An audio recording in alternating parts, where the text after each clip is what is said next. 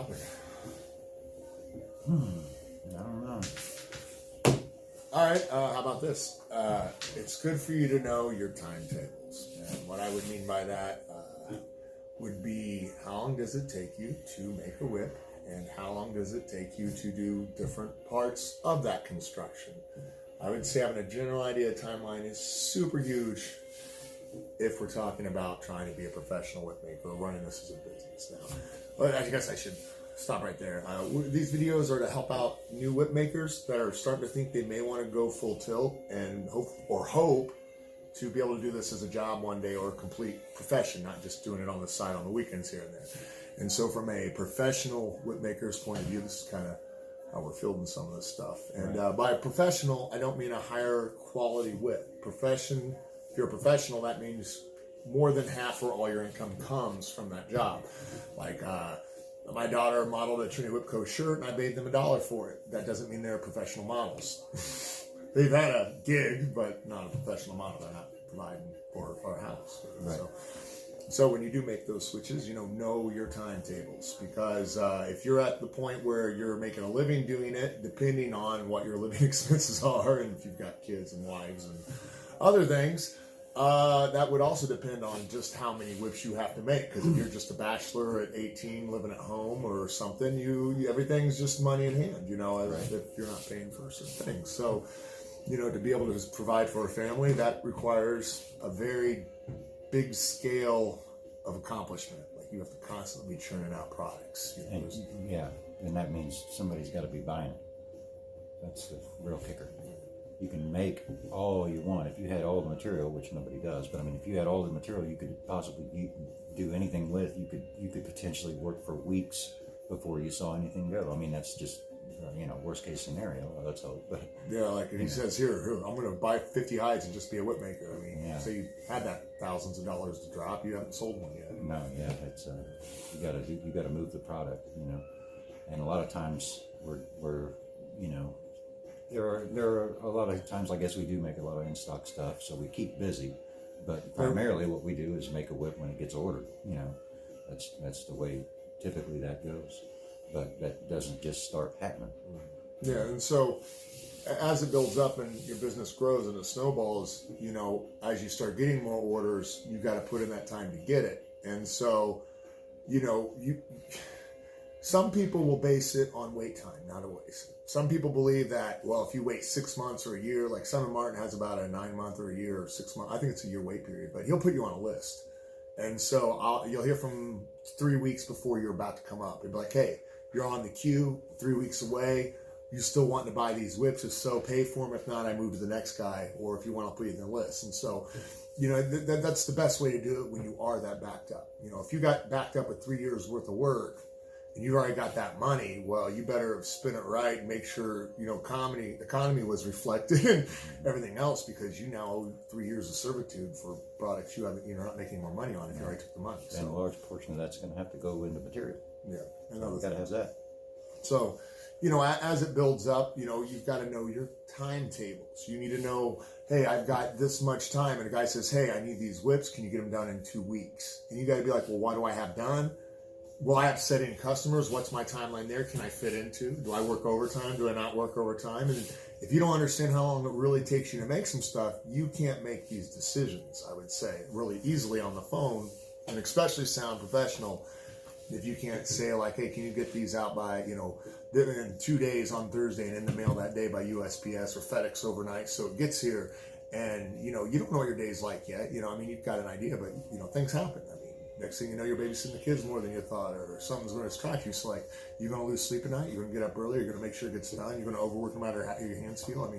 You kind of need to know your timetables so you can even commit to some of these jobs. But once again, if you're new, you may not be having to worry about it. Right now, you make a whip a weekend, you got 2 on your roster, maybe 4, you got a whip, you're a month's wait, no big deal, Right. But, you need to know your timetables. Yeah, it's important to know exactly how long it takes to do each part of the process, because there may be times when you got to cut a bunch of falls. You got to cut 50 falls. Somebody ordered falls, or somebody needs falls, or it's not all about making whips. It could just be about prepping all these falls and getting all these falls done so that when you finish a whip, you don't have to make a fall for that whip. You just go grab one that's appropriate and cut up an eye on it and put it on.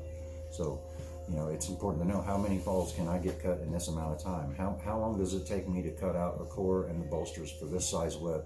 How long does it take me to prep this overlay?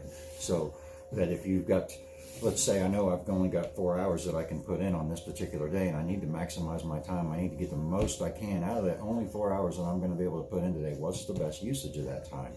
And so if you can look at, well, I need to get all this much work done, but you just got to, mix and move and match and get the different tasks done in that time so that time is used to the best.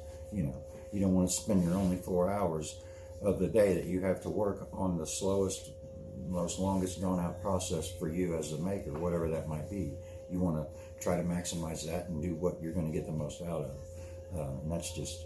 When you're not just doing from beginning to end a whip, because like, you may be waiting on skins to come in, so we're trying to figure out how to fill in time, but it's like you're doing multiple projects. Mm-hmm. And so you can see, I've got these 4 whips, my hands can't do another braiding, but my hands can do X. So, it helps be able to juggle your time as far as being able to perform at a very high octane intense level like we have to sometimes. And we've had to miss vacations with our families, and they went on to do it, and we had to stay home to finish orders for like big events, and that's the only how we got it. No orders been late, but right. And you got to know, the more you know your timetables, what it takes, the more you can systematically do it. It's like, well, hey, I can cut out and stretch and prep 3 overlays in those 4 hours. You know what? That's the best use of time. That way, tomorrow I know when I've got input, my hands will be rested, and I'm ready to just start braiding them. So it's good to have multiple projects to juggle it too. But the more you know your timetables, and then also multiple projects can save you time. Like the time it takes you to get up and braid a whip and attach it and go, you could have just cut out 3 bellies almost as quick as you did 1,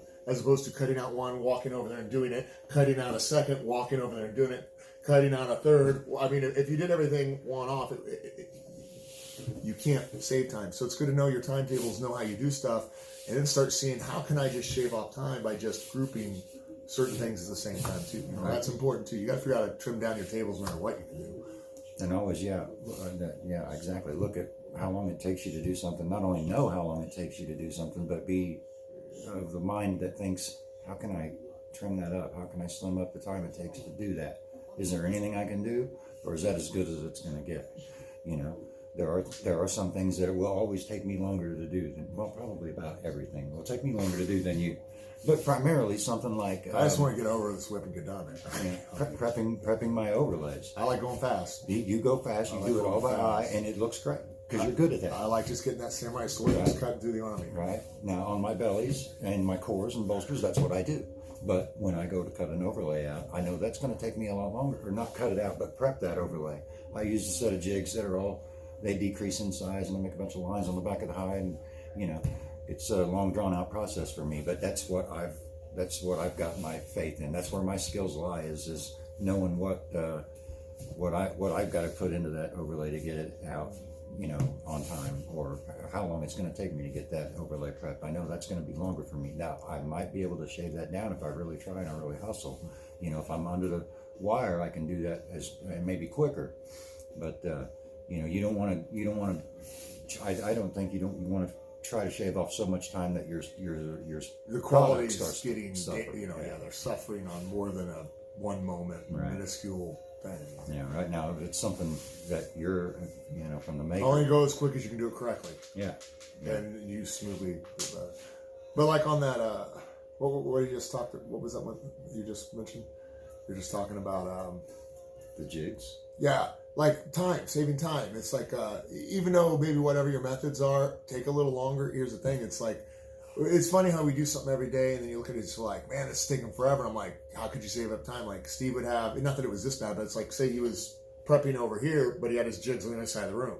So every time he had to do a jig, he had to walk over, and he didn't do this, but you'd have to walk all the way across the room just to switch a jig. I'm like, well, just put the jigs right here in front of you. Not that he doesn't do that, but I'm like, there's little things like that you find that if you just even pay attention to the most mundane thing, it's like, well, I'm wasting a lot of time just walking back and forth in my room instead of just putting everything in the prep station here or everything in the shipping station here, because like I go to box it up, but my cracker's over here and that's over here. I mean, it's just like, there's just tons of things you can do that have nothing to do with the actual art and science that can just shave up time. You know, it's like the old thing on a construction site: never touch a piece of wood more than once. Like if you've got to move it out of the way, you move it to the final destination. You don't want to move it where you got to move it again 2 hours later. You know, try to not touch the same piece of wood more than you have to. Right. Yeah. Guilty. There's a lot of ways to solve that time. You sit back sometimes, it just dawns on you. And the best ones are like that. You're just like, it's like, why was I wasting all my time? It's like, duh. Like, why didn't I think of that? Right. The 100 times I did that, that's... Yeah. Been there. Well, I hope this is informative. Hope it helps some of you new whip makers in some regard, but hopefully we get some more of these. And if you've watched so far even more than one of these, wow.